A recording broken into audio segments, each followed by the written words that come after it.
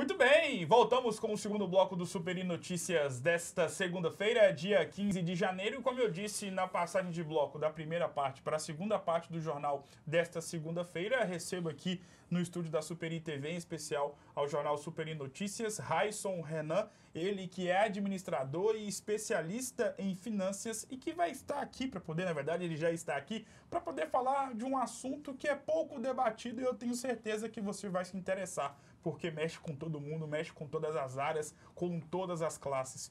Você sabe o que é educação financeira? Você tem se educado financeiramente falando na sua vida e no seu cotidiano? Pois é, o Raisson está aqui para poder falar justamente sobre esse assunto. Primeiramente, Raisson, boa tarde e obrigado por ter aceitado o convite. Eu que agradeço pelo convite. É sempre bom falar de educação financeira. Com certeza, principalmente nos dias de hoje. Raisson, para ser muito simples, curto e objetivo, o que se trata de educação financeira? Ao contrário do que muitos pensam, né? Educação financeira não é só economizar, eu vou cortar gastos, ou não é só em que eu vou investir meu dinheiro. A educação financeira, ela vai muito além disso. Sim. Ela é a busca pelo equilíbrio, tá? Ela é uma ciência humana que busca o equilíbrio entre ser e ter. É uma autorreflexão que eu tenho sobre as minhas limitações, tá? De modo que eu consigo adotar comportamentos e hábitos que eu consigo projetar um resultado positivo, né? Então, ficando sempre abaixo do que eu ganho, né? Gastando sempre abaixo do que eu ganho e investindo a diferença. O brasileiro, na sua média, possui uma educação financeira tranquila no sentido de ser um cidadão e uma população educada financeiramente? Não. O brasileiro ele está começando a dar os primeiros passos na educação financeira agora, né? Infelizmente, nós temos um endividamento altíssimo do brasileiro, né? Quase 67% dos brasileiros estão endividados em 2020.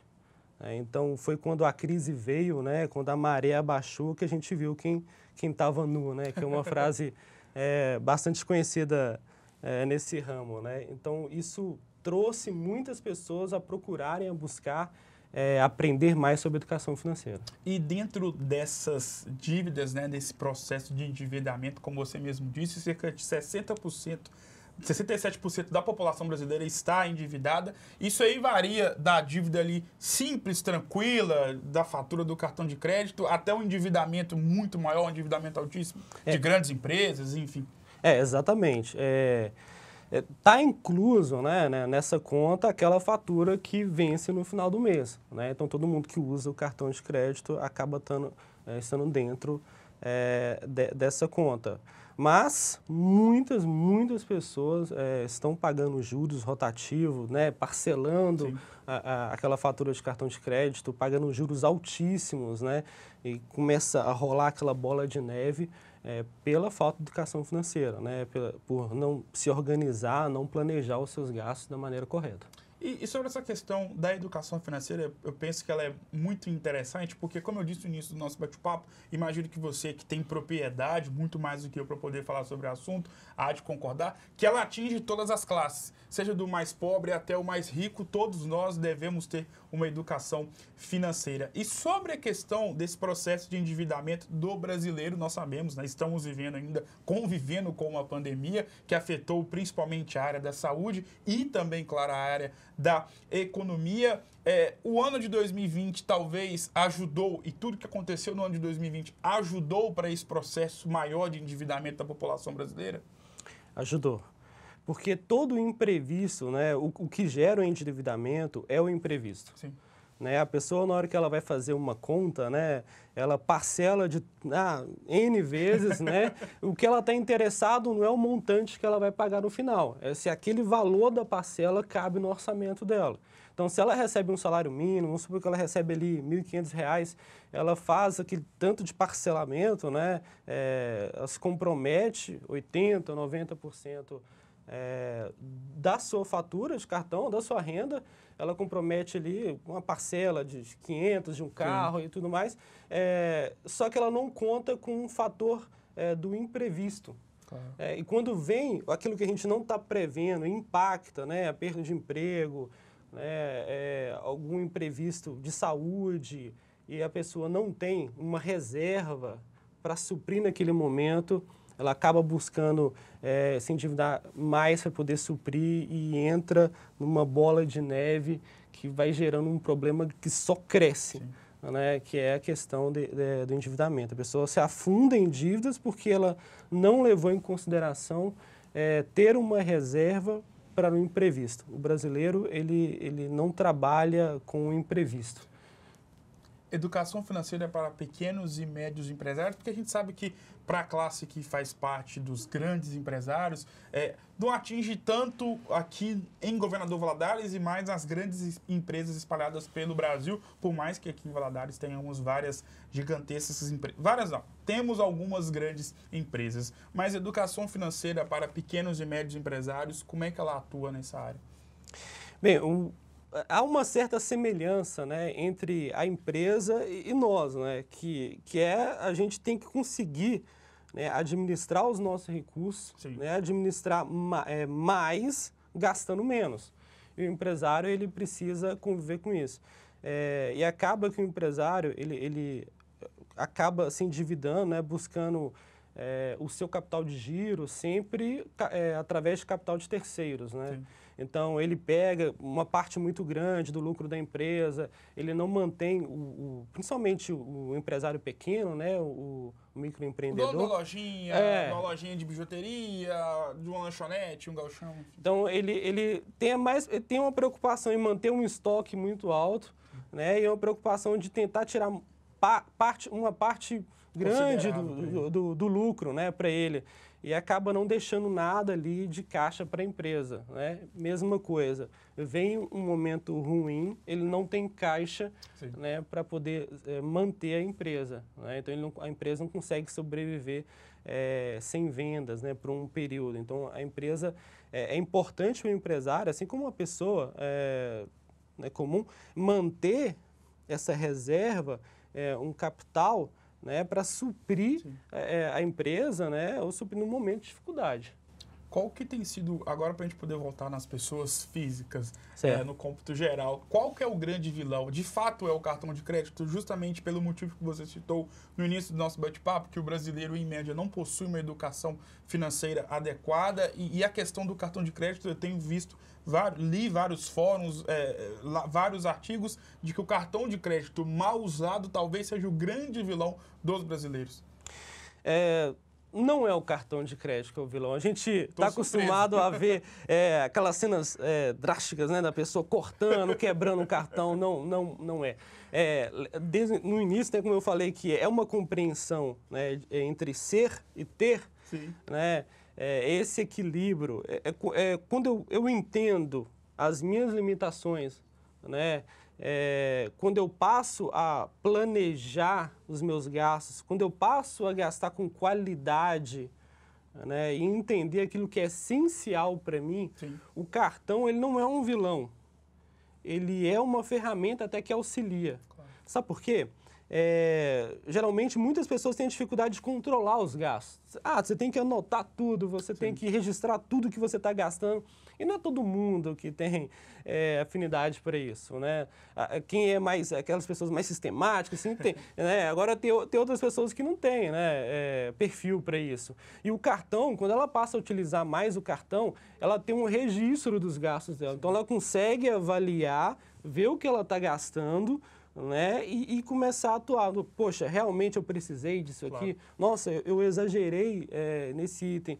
Nossa, eu tinha orçado para mim esse mês gastar só isso aqui de alimentação e passou. Por quê? O que eu gastei? Então, assim, a educação financeira é eu estabelecer um orçamento e eu utilizar dessas ferramentas que eu tenho hoje para eu conseguir entender a qualidade dos meus gastos. Muitas vezes eu estou gastando mais do que eu ganho, mas eu estou gastando mal. Sim. E a ideia é eu gastar com qualidade. Qualidade. Você me pegou de surpresa, porque você falou que o grande vilão não é o cartão de crédito. Então, qual é o grande vilão? Então, o grande vilão é o descontrole. E você não saber gastar, como acabei de dizer, com qualidade. Você saber que você ganha aquele tanto, você trabalhar com a possibilidade de um imprevisto, né, montar uma reserva de emergência e se planejar para gastar. Então, assim, Você fala assim, eu quero fazer uma viagem. Poxa, eu tô me organizando para realizar aquele objetivo que é uma viagem. Sim. Então, essa viagem ela é um objetivo de curto, de médio ou de longo prazo? Não, eu quero viajar aqui daqui a um ano. Então, eu preciso me organizar. Qual é o meu orçamento que eu vou ter para gastar no mês? Né?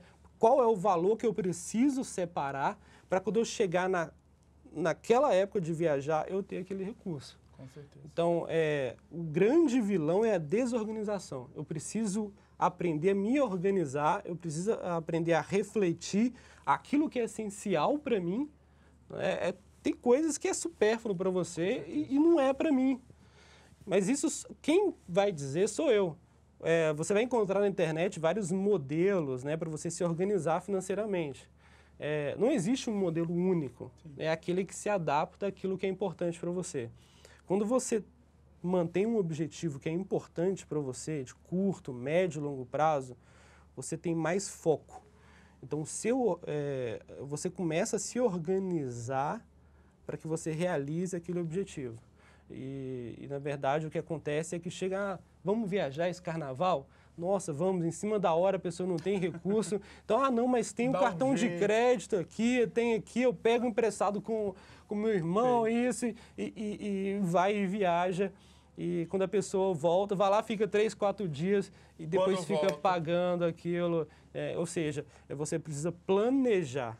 A desorganização financeira que é o grande vilão. Eu estava ouvindo um dia desses uma fala de um economista falando aqui do Brasil mesmo, falando que ter o nome no SPC é a derrota financeira na vida de qualquer ser humano, principalmente se a gente trazer essa realidade aqui no Brasil.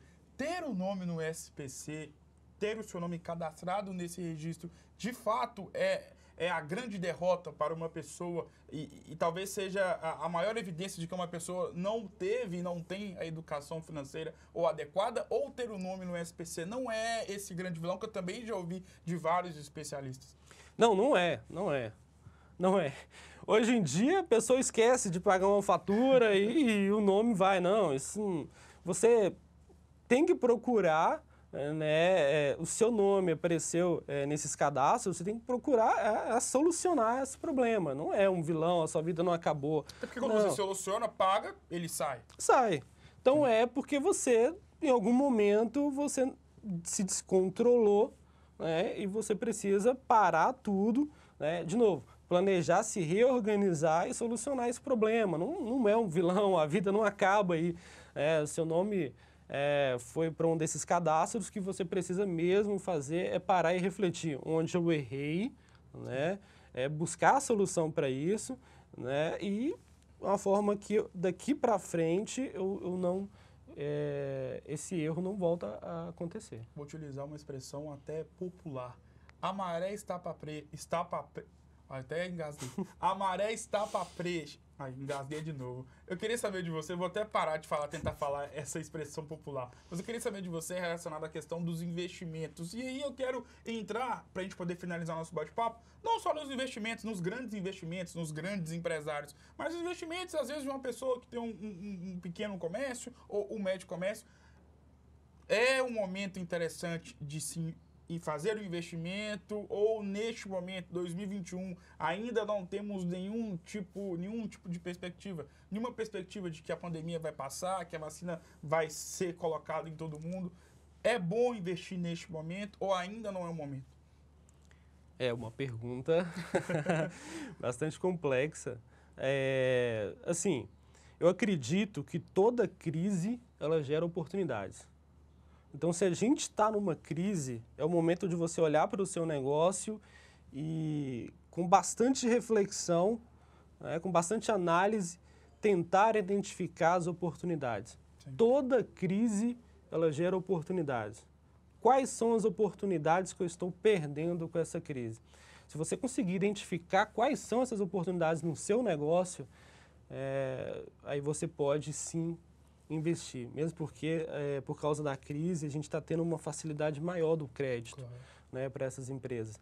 Então, é o momento de entender, é o momento de transformar os seus processos, é o momento de buscar inovação, porque o que precede a inovação é a crise. Sim.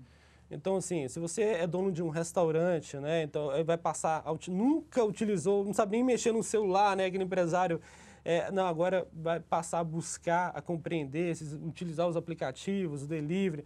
Então, assim, é o momento de se reinventar, de buscar identificar as oportunidades que a crise nos deixa, né? Alguns choram, outros vendem lenço. Né? Quem é você nessa crise? Raíssa, muito obrigado por esse bate-papo, obrigado mesmo, e as portas estão abertas para você poder voltar mais vezes. Eu que agradeço, sempre que chamar a gente está disponível. Valeu mais uma vez, Raíssa. Super Notícias desta segunda-feira vai ficando por aqui. Só lembrando que o Galo, né, perdeu. Na verdade, ele nem perdeu, ele empatou no último sábado contra a equipe do Bahia pelo placar de 1-1, mas no cômputo geral, analisando a tabela de classificação do Brasileirão, foi uma derrota, porque com os resultados positivos, tanto de Flamengo e Internacional, o Galo, com esse empate diante da equipe baiana, deu adeus à luta pelo título do Campeonato Brasileiro. O Cruzeiro que se reapresentará nesta segunda-feira, tendo em vista, claro, e como grande objetivo, o acesso, o retorno para a Série A de 2022. Eu vou ficando por aqui, um grande abraço e até uma próxima oportunidade.